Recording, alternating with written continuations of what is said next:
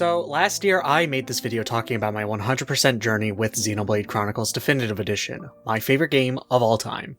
And about a week ago, I made this really long-ass video about Xenoblade Chronicles 3 that you should totally go watch if you haven't already.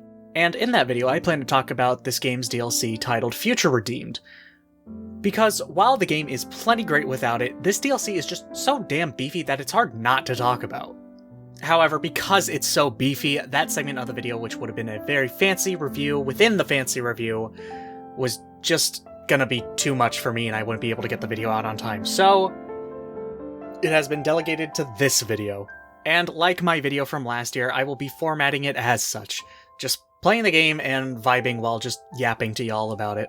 Because, frankly, okay, I don't have some neat narrative hook to explain why. I'm tired and I don't want to spend my entire year in Final Cut. Also, spoilers, by the way.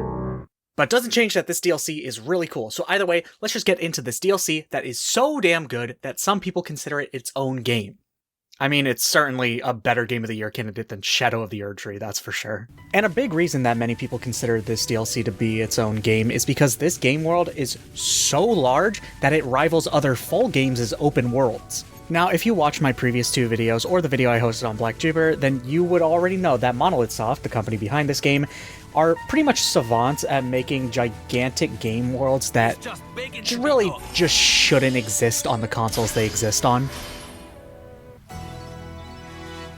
I should have done that later so I could show off the whatever. And if you played base game 3, you would already know this, as that game's world is like 25 times the size of Twilight Princess's world. And even if Futureredeemed is a DLC, it's still no exception, as in this game, you explore the Cent Omnia region of Aionios, which has mysteriously disappeared by the time the base game rolls around. I know it may seem like it's really small when I zoom it out fully, but I promise you, this is a huge map. For example, this is like the entirety of the Colony 9 area from the first game. Just this little spot right here. And then, like, this is it compared to the rest of the map.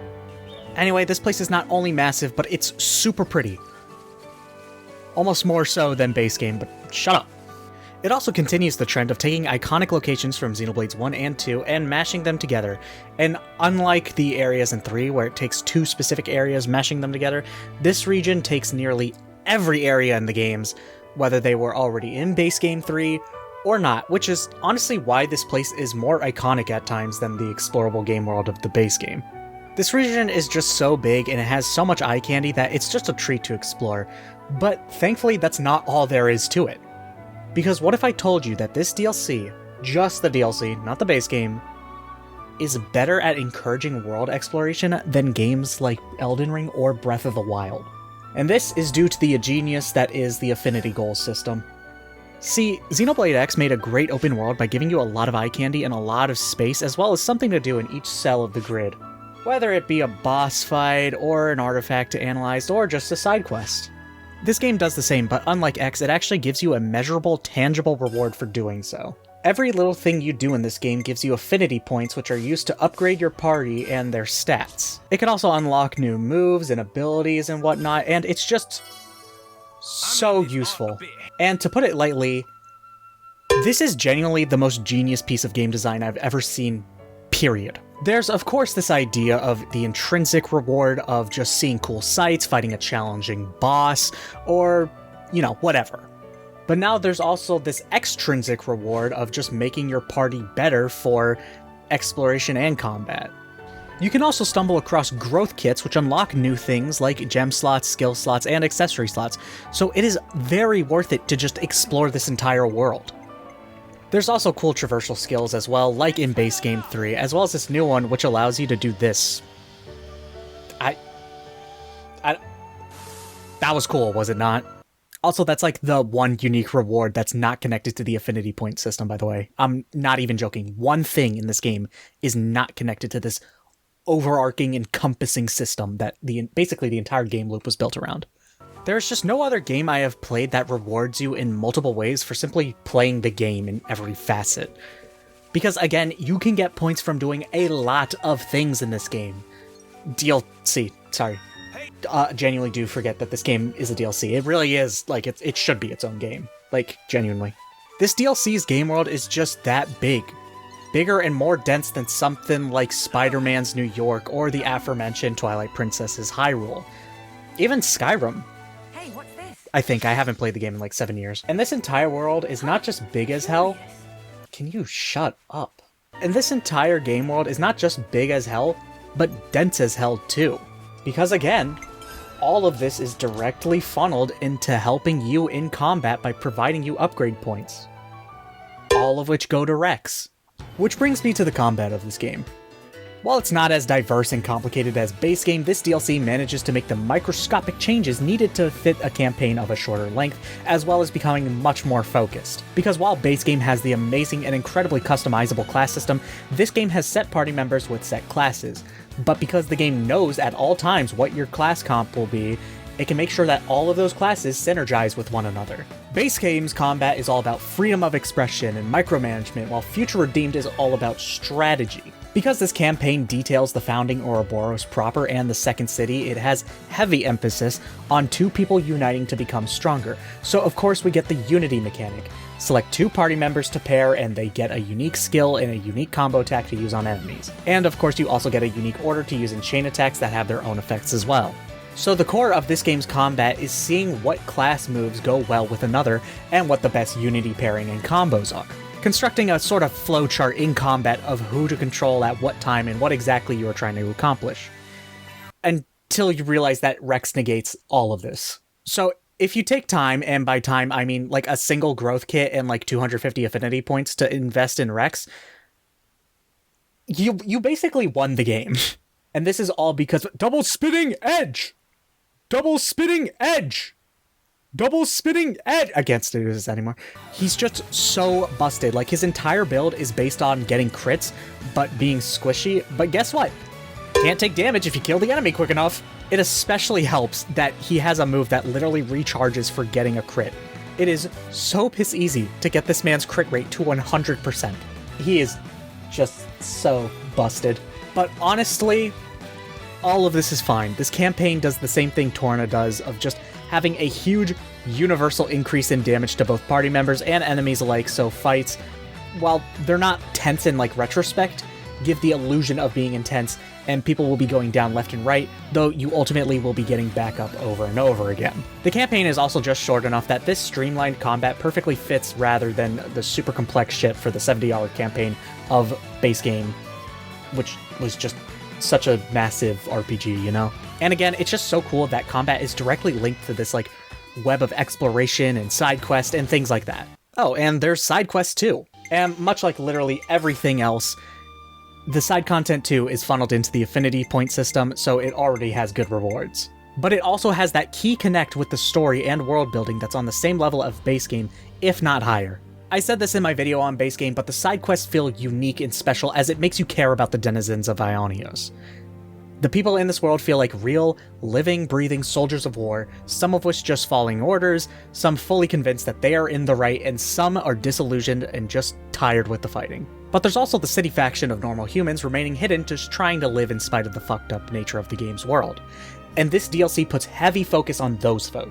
Seeing as Matthew himself hails from City Number 1 and the campaign starts with him searching for Survivor after End's attack, you actually kinda care about finding every survivor you can. Because a unique type of side content in this game is finding city survivors, saving them, and migrating them to Yesterdale, which is kind of a de facto City 1.5. And like base game, every little quest goes towards the goal of ensuring that these city folk and the liberated Kevesian Agnians can properly thrive in this cruel world. You care about these people and these quests because each small individual contributes toward the greater whole that is giving the big middle finger to Mobius. Unlike Torna, where it felt very tacked on, the community chart truly does feel like you're building exactly that. A community unifying to destroy the greater enemy by learning to let go and move on, passing the torch to those more capable, which are some of the major themes of the base game and a big major theme of this DLC. You build community in this game because it just feels right to. And unlike Xenoblade 2 Torna, you're not forced to do it, and they don't obnoxiously push it in your face. It really is truly optional this time. And of course, side content doesn't just refer to side quests, as there are also plenty of other types of side content. As mentioned before, there are plenty of pretty sights to see, unique monsters to fight, fog beasts to fight who've returned from Future Connected, and materials to collect for the Collectopedia. All of which, of course, go back into the affinity point system. Look at these points I am racking up right now. But two other things I really enjoy about this DLC are affinity scenes and enemy territories. Affinity scenes are essentially this game's half-assed attempt at restoring heart-to-hearts after they mysteriously went missing from base game, something I was pretty upset about. And although it can't replace heart-to-hearts, I'd rather have them here than them not being here at all. And besides, for what they are pretty neat. They're just points of interest you can find to hear two of your party members have a quick chat about either the environment around them or their thoughts on the current story, which is nice, you know? I just wish they were a little more dense and lengthier, and in base game too. I want heart-to-hearts. Please, for the love of God, bring them back to Genesis. And then there are enemy territories, which are really cool. Normally, they're densely packed spaces of land that are filled to the brim with enemies, one of which is normally some sort of boss. And sometimes you need to wipe out most, others they all need to go.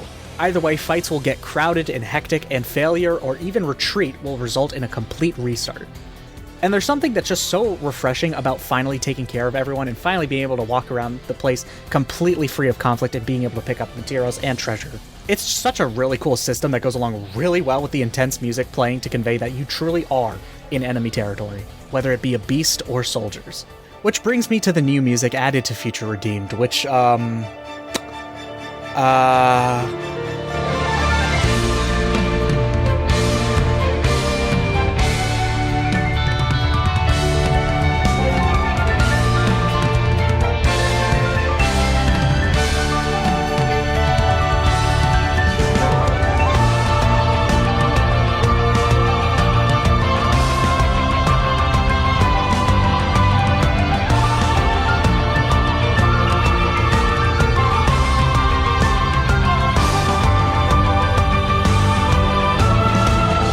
honestly, not much to do here other than make you listen to these.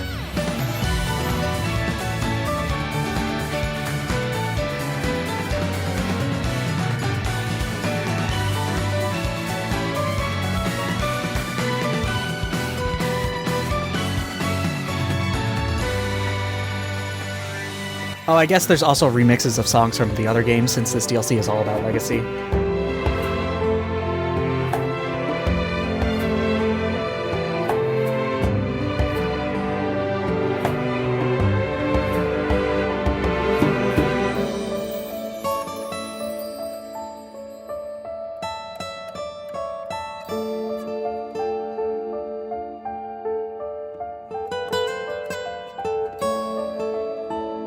That's it. I mean, there's also songs from base game, but like, yeah, the music's good. I mean, I guess there's also the character themes, I think, and honestly, I don't know, this is just a segue to talk about the characters.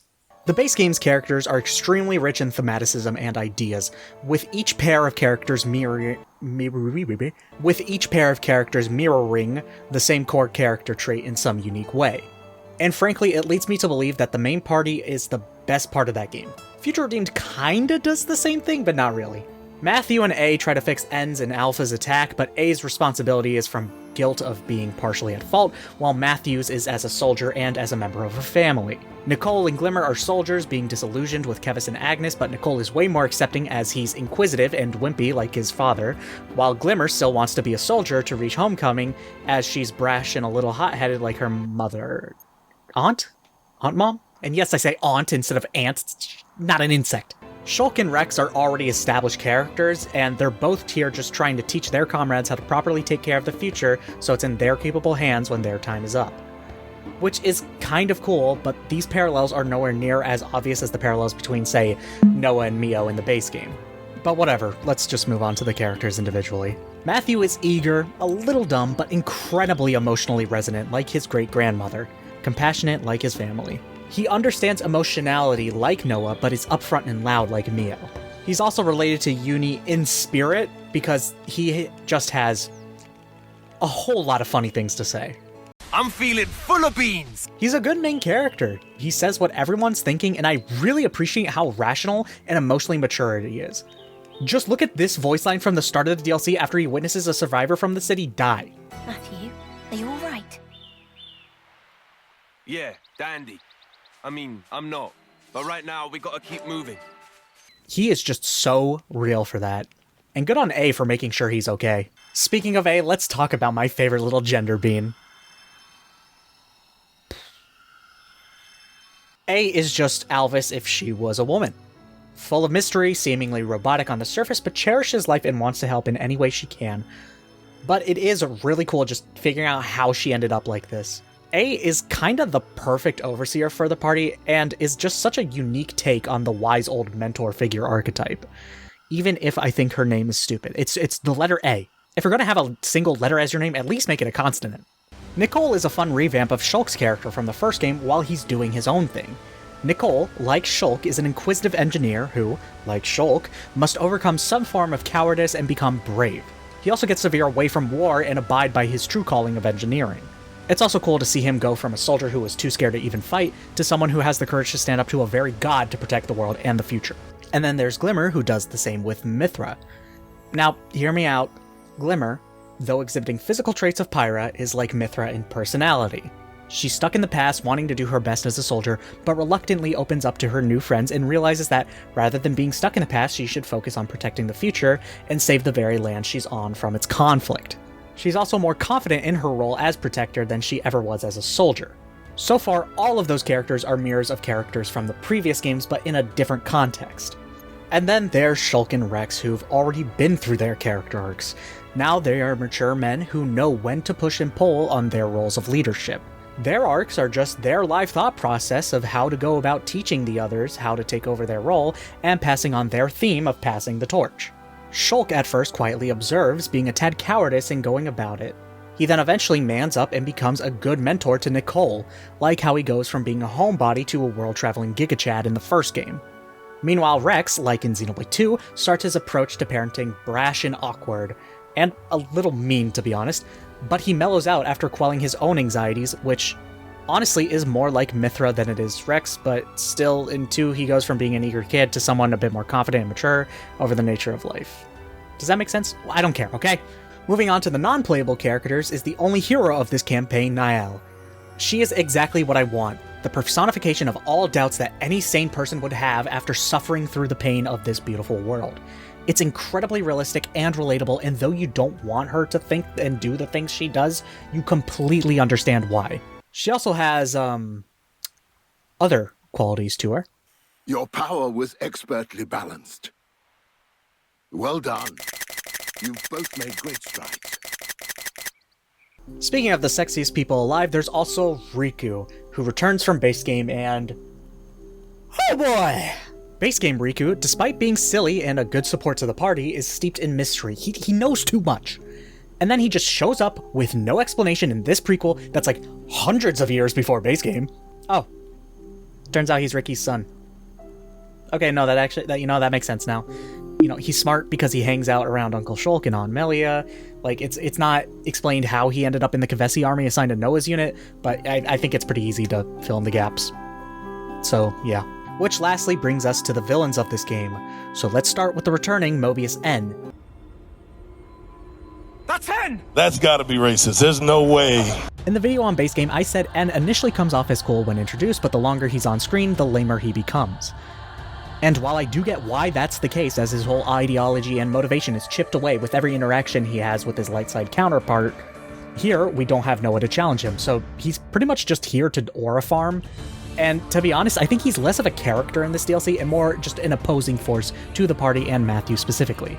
Now, I don't mean this in a bad way, despite how harsh it sounds, but he's like a member of Organization 13. He shows up and spouts mumbo jumbo to you, and then he aura farms, and then he runs away. But what makes it different is that we know the mumbo jumbo he's talking about. So, like, he's fine. He works well as a foil to Matthew, and at least Matthew plants seeds of doubt which lead to his downfall in base game. Which finally brings us to the main villain of this campaign, Alpha. 2 dropped this huge lore bombshell that is the truth of the Aegises, and that a certain enigmatic figure from the first game was one as well. And then Definitive Edition came out and changed his design to confirm that yes, Alvis is an Aegis. So, when they finally reunited with dear old brother and sister, Ontos makes the reasonable decision of becoming the power source of Origin, removing all emotionality from themselves, and deciding that the world's cooked and we are better off making a new one with the correct people. So, after starting this plan of an ethno state, obviously people are reasonably like, what? No. I like Alpha, because 1, they're Niall's mirror, and that's cool that the one Matthew is desperately searching for is a mirror taken over by and Loki accepts the main villain. And 2, I mean, they ain't wrong. I'm just saying, if I was in a world like this and had the ability to hit reset, hell, if I had the button in this world. Also, it's like the evil twisted side of Alvis, so that's cool. Alpha's also a better final boss than Zed, too. That's all I'll say about that. Don't look at me like that, okay? It's what the story of this game does to me, okay? I really need to get better at writing these transitions. The story of futureredeemed is just a lot. Because, funnily enough, at times it feels like Xenoblade 1, 2, their DLCs, and Base Game 3 were all just building up to this, along with, spoilers, Xenosaga as well. Imagine making the decision to put that fucking radio in that one cuts. Imagine knowing just what that nuke of knowledge would do to the entire fan base. They all culminate into this story of a man desperately trying to save his people, and more importantly, his sister after a life-altering event, and him clinging to optimism in order to properly combat this world's cruelty. And side note, I love Matthew's unique brand of optimism because it is so damn realistic. Instead of giving some MHA-style speech on the power of friendship and how good prevails over evil and all that, Matthew is instead just the type of guy to shrug and say, there's always a chance things will get better. I understand your unease, but keep heart. I know. You fellas, can I help you? Food's up. Saved you some. Come on. Everyone's having a blast. I'm not depressed or anything. Oh, I know you're not. That's not what I was implying. We're having a little shindig. Nothing like a little shindig to foster relations, eh? Eh? You're really into this idea too, huh? Thanks, though. In this story, Matthew and co. also learn how to build community and spark a generational effort of resistance that will ultimately prevail, showing that it doesn't take a man, it takes a village. Because like how every side quest in base game goes towards humanizing the game world, every side quest in futureredeemed feels like it helps reclaim Aionios from Mobius, even if it's just a minuscule amount. And while the game doesn't provide any bombshell twists that affect base game in any meaningful way, it still provides additional context to show just how important it is to never give up. Mobius wants to keep things still, but Alpha, on the other hand, wants to discard the cruelty of Aionios and bring over the city's people to a new world, deleting Aionios in the process. And while this utilitarian idea seems cool at first, it discards that A, war might just start up again in a new world, and B, giving up is the type of mindset that results in the opposite of base game's efforts. Because another thing this DLC shows is that no matter what, never, ever quit.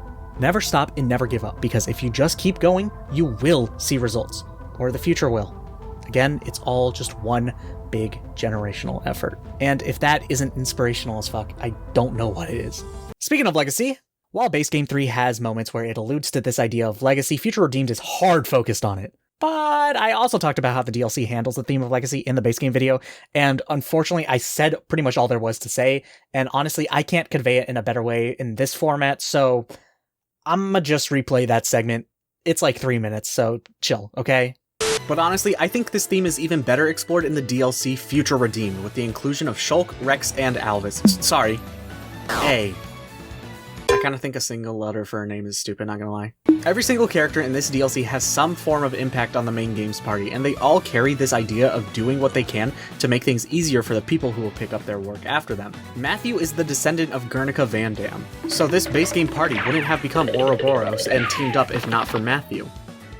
And the Ouroboros stone wouldn't have worked properly if not for Nicole. Examples like these are all throughout the DLC. This is especially obvious by the idea of Rex and Shulk, the protagonists of the previous two games, being party members and acting like everyone's father. Leave it to Uncle Rex. Or uncle. What I'm trying to say is that they teach the other party members what they need to know, but let them act on their own, as the future is theirs to decide. Or at least it should be, if not for Mobius. This all culminates into this iconic line from Matthew at the very end of the DLC. If I can't, someone else will, down the line. Who knows? Maybe it'll even be you. This is all proven correct by the fact that Noah, the playable Noah, is an Offseer. The song him and Mio play when sending off souls is titled A Life Sent On, and I think it perfectly describes what is being done every time you hear the song. You are honoring the dead and promising to carry on their memories, sending their lives further even after their death with their legacy. The line also perfectly tail-ends the legacy of the other two games by properly showing how the cycle of base game affects those from the first two games, as well as giving commentary on how older games try to keep their prestige going by never giving room to new potential. It also gives a nice conclusion to the parties of the first two games and to their protagonists as they pass it on to Matthew and co. for Matthew to pass on to Nicole and Glimmer, and the line goes on until it eventually gets passed to Noah and Mio. Anyway, Monolithsoft got this theme on lockdown when it came to both this game and its DLC. So much so that it all ends in paying homage to Xenosaga. I mean, and so much so that even the voice cast reflects on the idea of leaving things to the younger generation. I'm tired, let me use shortcuts, okay? Anyway, time to wrap up. General conclusion, you know? To conclude, the thing that this game gets right, the story is small, but focused on a central theme, and though the characters aren't as strong as other Xenoblade games, they all have a good quality about them, and none of them are just straight up bad. The combat has been stripped compared to base game, but honestly, that's what a campaign of this size needs, even if the combat is more by the numbers for it. The music has bangers, despite having a small amount of original tracks. And lastly, despite being a DLC campaign, the game has the best open world exploration of any game, period. So overall, the game is good, especially for its length, but that's the problem. I see people argue that futureredeemed is better than base game, and even that sentiment alone is definitely commendable, but... No. Frankly, I think the competition is unfair, but I think base game is way better simply because there is just more to it. A longer story, more time with the characters, a wider combat system, a bigger game world. It's also just a game that naturally takes longer to finish. Xenoblade 3's length can be matched up to with other Xenoblades in things like Expedition 33 or Final Fantasy or Fire Emblem. Meanwhile, in terms of length, the DLC is only really comparable to Xenoblade's other big DLC, and like, I don't know, launch Final Fantasy 15, Nier Replicant and Automata, but only the first route. So yeah, the DLC is good, it's certainly commendable, but at the end of the day, it's a DLC, it's not its own whole-ass game. It's still really good though, and honestly, as stupid as it may seem, I think that's all I can say about futureredeemed. It's really good, especially for a DLC, and especially for how it handles worlds exploration. So yeah, I guess that's it. Like, subscribe, check out my video on base game, which has a lot more to it. Look forward to a slew of book videos I have planned to release soon, and hopefully a video about The World Ends With You now that I'm done with this massive project. Okay, bye now.